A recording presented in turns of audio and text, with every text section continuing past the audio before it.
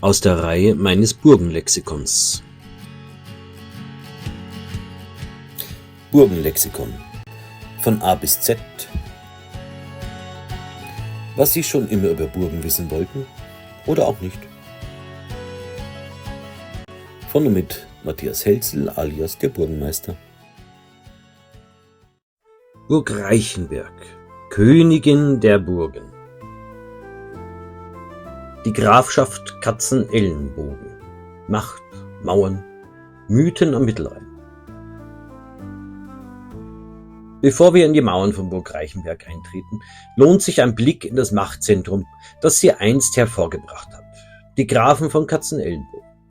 Ein Name, der im Mittelalter Klang und Gewicht hatte. Reich, einflussreich, strategisch geschickt und leidenschaftliche Burgenbau. Ihre Geschichte ist der Schlüssel zum Verständnis der beeindruckenden Architektur, die uns bei Burg Reichenberg erwartet. Die Grafschaft Katzenelnbogen. Ein Name, der vielleicht märchenhaft klingt, doch in Wahrheit eine der bedeutendsten Adelsdynastien des Mittelalters beschreibt. Zwischen dem 11. und 15. Jahrhundert prägte dieses Grafengeschlecht große Teile des Mittelrheins, des Taunus und der Bergstraße, mit Burgen, Zollstationen, Klöstern und einem feinen Gespür für Machtpolitik und Wirtschaft.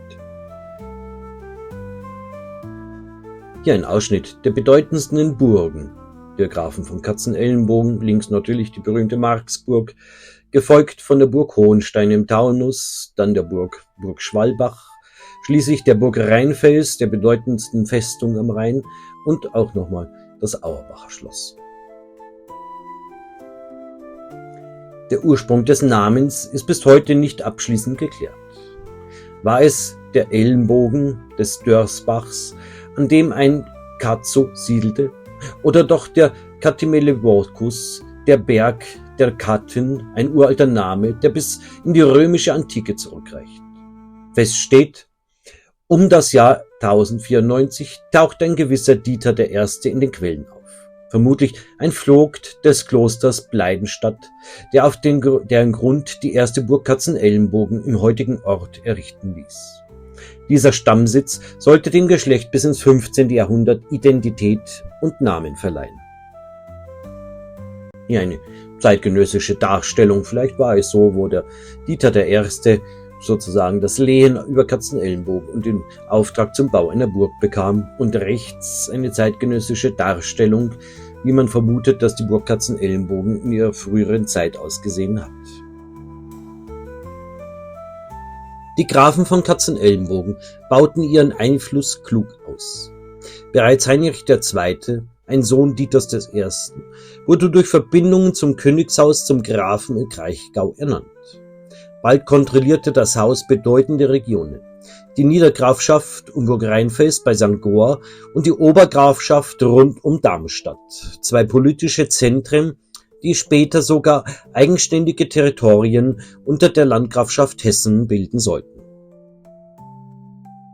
Hier sehen wir die wichtigsten Gebiete, Territorien der Grafschaft Katzenelnbogen, einmal am Rhein um St. Goar und einmal um Darmstadt. Nicht aufgeführt sind die zahlreichen einzelnen Besitzungen und Eigentumsanteile, die die Grafen sowieso noch hatten. Und rechts das Wappen der Grafen von Katzenelnbogen, die als Löwe dargestellte Katze, blau gezüngelt mit blauer Krone. Nicht nur im politischen Spiel waren die Katzenelnbogener stark, sie waren auch Meister im Burgenbau. Burg Hohenstein, Schloss Auerbach, Burg Reichenberg, Burg Lichtenberg, die imposante Burg Katz hoch über der Loreley und vor allem Burg Rheinfels. Diese Bauwerke waren mehr als Festungen. Sie waren steinerne Symbole von Kontrolle, wirtschaftlicher Stärke und adliger Repräsentation.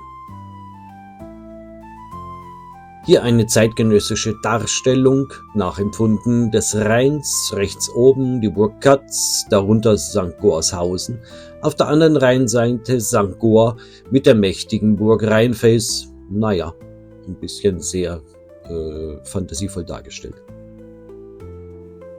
Besonders spektakulär, 1255 wurde Burg Rheinfels von einem Heer des Rheinischen Städtebundes belagert. 8000 Mann, 1000 Reiter und 50 Schiffe. Doch die Burg hielt über ein Jahr stand. ein Beweis für ihre strategische Bedeutung und die Wehrhaftigkeit des Hauses. Die Grafen verfügten über Zollrechte entlang des Rheins, kontrollierten wichtige Handelsrouten wie die Bergstraße zwischen Heidelberg und Frankfurt und entwickelten ein wirtschaftlich stabiles Territorium mit Schafzucht, Holz- und Getreidewirtschaft, Gemüseanbau und sogar Geldverleih im großen Stil, etwa an die Erzbistümer Mainz und Trier.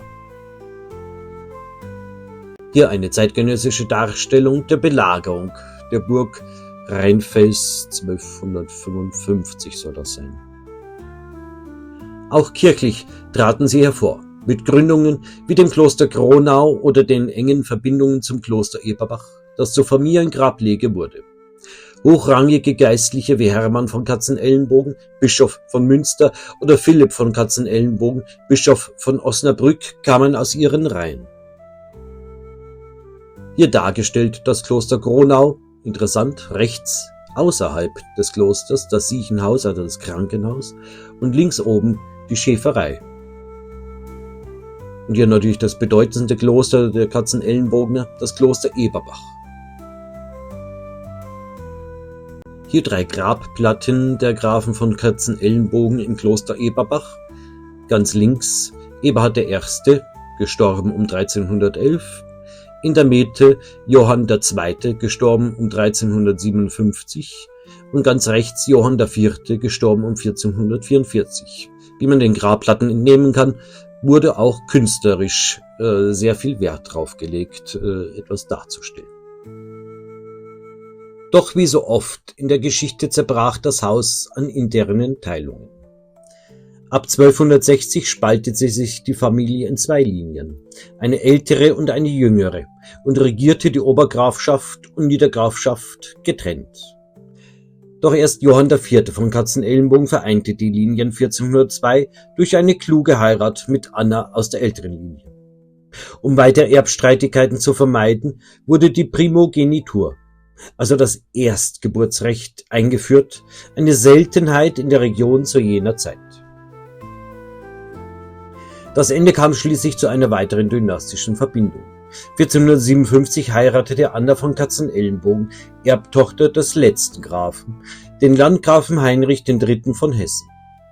Als Philipp I. von Katzenelnbogen 1479 starb, fiel die Grafschaft an Hessen und Heinrich III. Erhielt wegen des reichen Erbes den Beinamen der Reiche. Noch heute trägt das Haus Hessen den Titel Graf zu Katzenelnbogen, ebenso wie der Großherzog von Luxemburg und der König der Niederlande. Ein erstaunlich langlebiger Adelstitel, entstanden aus einem einst kleinen Vogteigut im Taunus, das zu einem regionalen Machtzentrum des Reiches wurde. Die Erben der Grafen von Katzenelnbogen, das Haus Nassau-Oranien, das landgräfliche Haus Hessen und das Haus zu Luxemburg. Die Grafen sind zwar ausgestorben, aber ihr bauliches Erbe hat bis heute Bestand. Es zieht heute Tausende von Touristen an. Damit kennen wir nun die Wurzeln der Grafen von Katzenelnbogen und tauchen jetzt ein in die Geschichte von Burg Reichenberg, einer wahren Königin der Burgenbaukunst.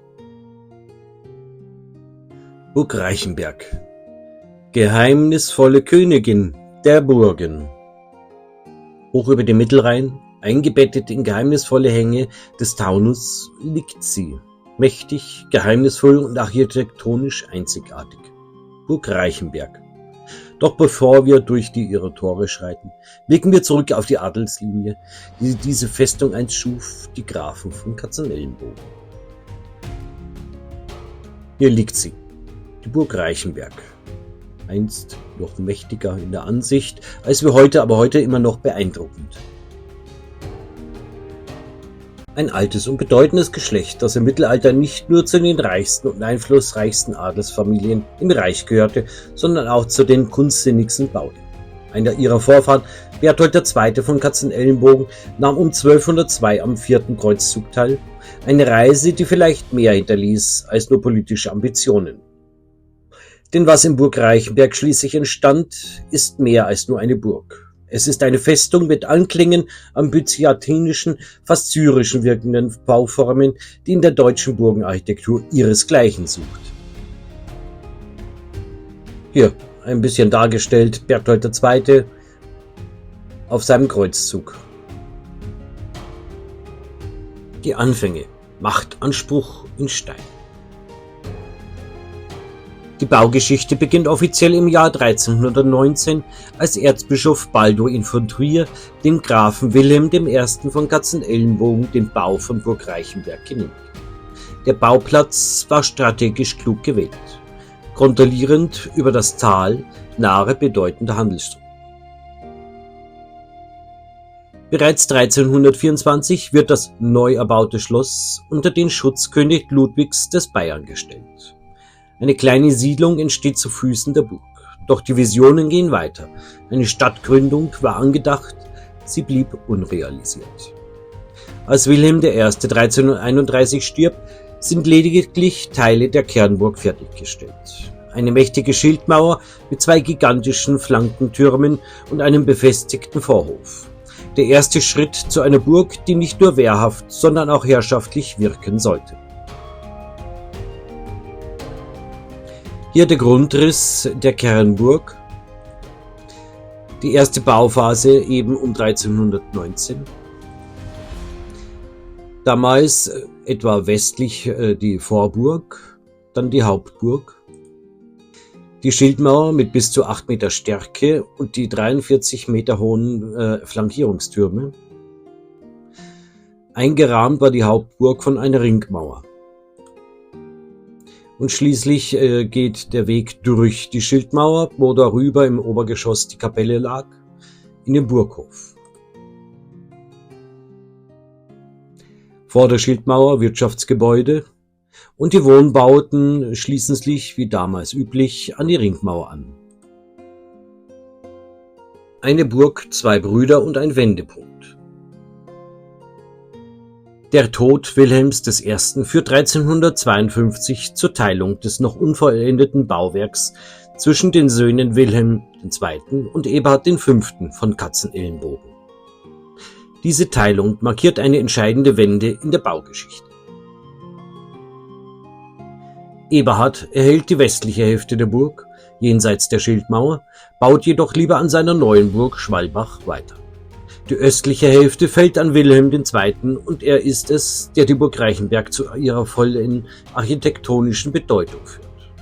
Er macht den ehemaligen Vorhof zur neuen Hauptburg und verwirklicht eine Baukonzeption, die im deutschen Burgenbau revolutionär war. Hier schematisch dargestellt Wilhelm II. Zu Reichenberg mit seiner Burg Reichenberg und Eberhard V. zu Burg Schwalbach mit seiner Burg Schwalbach. Architektur der Ausnahmeklasse. Was Wilhelm II. Ab 1352 verwirklicht, zählt zu den eindrucksvollsten Beispielen mittelalterlicher Burgenarchitektur. Im Zentrum steht die gewaltige Schildmauer, ein Monument aus bis zu 8 Metern starkem Mauerwerk, das die Burg in 2 Hälften teilt. Sie ist rund 18 Meter hoch, 4geschossig, bewohnbar mit Kachelöfen, Kamin und Abbauerker und beherbergt sogar eine Kapelle, die 1371 geweiht wurde. Die beiden flankierenden Rundtürme, ursprünglich rund 43 Meter hoch, ragten wie steinerne Wächter in den Himmel. Ihre Wehrplatten, Zinnen und Treppentürmchen erinnerten an byzantinische oder gar östliche Vorbilder. Ein mögliches Echo der Reise Bertholds II. Ins Heilige Land. Doch das vielleicht bedeutendste bauliche Element liegt tiefer. Hier nochmal ein Detailgrundriss der Kernburg mit der Ringmauer, der Schildmauer mit den beiden Türmen und der Kapelle im Obergeschoss. Hier ein Blick in die Schildmauer im Bereich der Kapelle.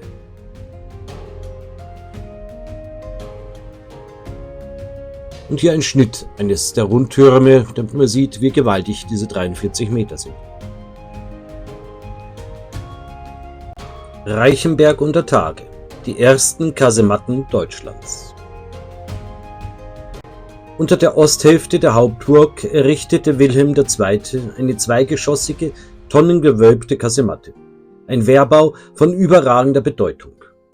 Mit rund 40 Scharten für Armbrustschützen in Kellerhöhe angelegt, ist sie die erste nachweisbare Kasematte auf einer deutschen Burg.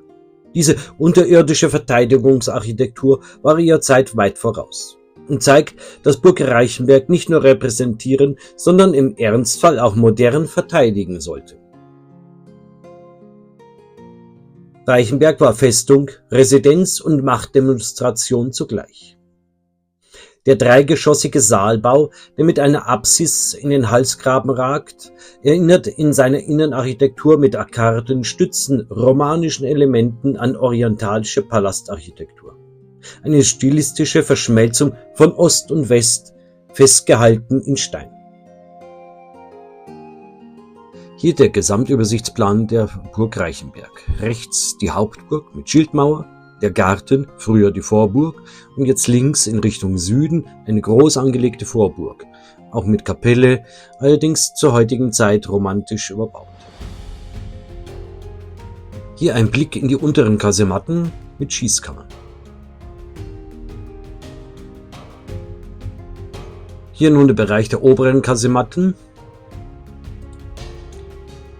Links haben wir den neuen Zugang, der im Zuge des Ausbaus der Hauptburg erfolgt, und die einzelnen Schießkammern der Kasematten in der oberen Etage. Jetzt werfen wir einen Blick in die Kasematten, links die unteren Kasematten und rechts die oberen Kasematten. Und oberirdisch wurde natürlich auch gebaut. Wir haben einen neuen Zugang mit dem neuen Tor. Der Garten der ehemaligen Vorburg, dann der Burghof, ein Lustgarten über den Kasematten. Hier haben wir Wehrmauern, ehemals mit Wehrgängen ausgestattet, und einen Bastionsturm.